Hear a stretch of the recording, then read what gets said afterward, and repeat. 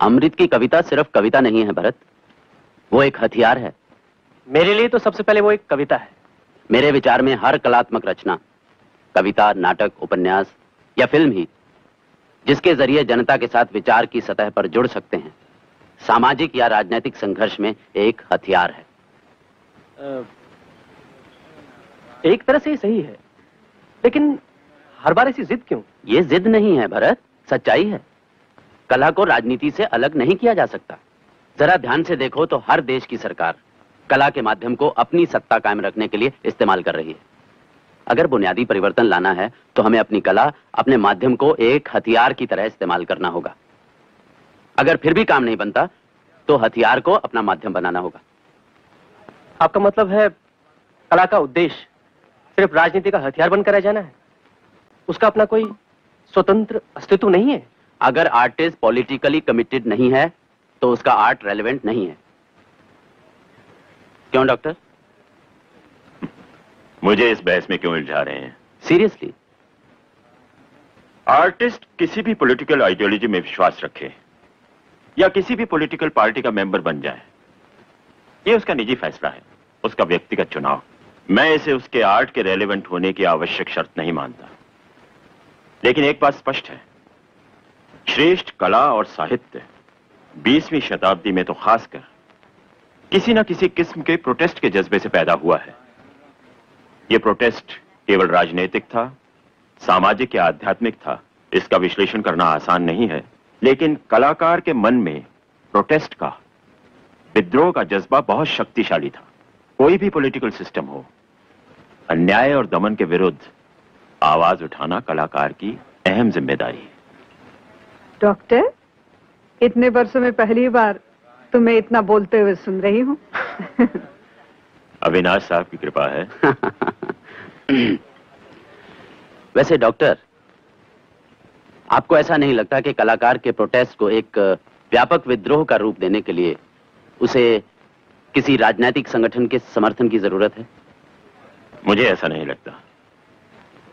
एक ऐतिहासिक क्षण में जब बहुत से कलाकार एक विशेष प्रकार की चेतना, एक विशेष प्रकार की सेंसिबिलिटी व्यक्त करते हैं, तो खुद ब खुद एक मूवमेंट शुरू हो जाती है जो सीधे जनसाधारण के दिलो दिमाग तक पहुंचती है। लेकिन डॉक्टर, व्यक्ति के निजी सुख दुख का क्या? आपका दर्शन तो उसे तुच्छ मानकर धिक्कारता है। हमारा हर सुख, हर दुख सामाजिकता और राजनीति से संबद्ध होना चाहिए। हर बार ये आग्रह क्यों? व्यक्ति के निजी सुख दुख के साथ कोई बैर नहीं, पर अगर वो रचना के रूप में कलात्मक स्तर को नहीं छू पाता, कोई नई दृष्टि नहीं देता, तो किस काम का? डॉक्टर साहब, कभी कभी मुझे यह संदेह होता है कि जब हम सोशल कमिटमेंट की शर्त लेकर चलते हैं तो कला का दर्जा छोटा तो नहीं हो जाता? हम कैसे तय कर सकते हैं कि एस्थेटिक्स ज्यादा इंपॉर्टेंट है या कमिटमेंट? फिर सोचता हूं ये सब सवाल बेमानी है, क्योंकि हमें चुनने की आजादी नहीं है। हम लिखते हैं क्योंकि हम लिखे बगैर रह नहीं सकते। अमृत पॉलिटिकल एक्टिविस्ट हो गया है क्योंकि उसे वही अपना रास्ता जान पड़ता है।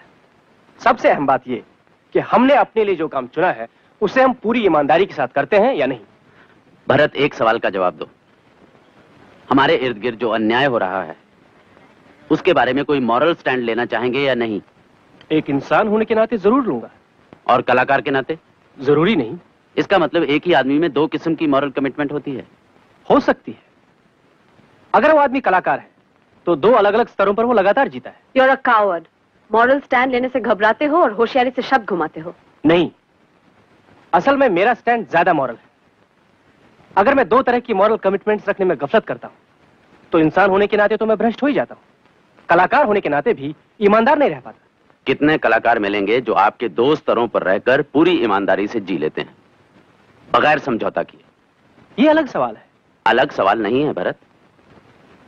कभी ना कभी भीतर का इंसान और कलाकार एक दूसरे के सामने पड़ जाते हैं और एक ही सवाल का जवाब ढूंढने लगते हैं।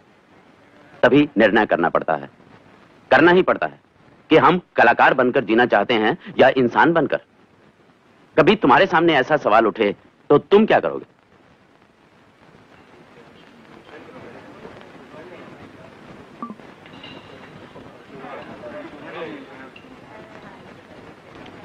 अविनाश साहब के लिए फोन है।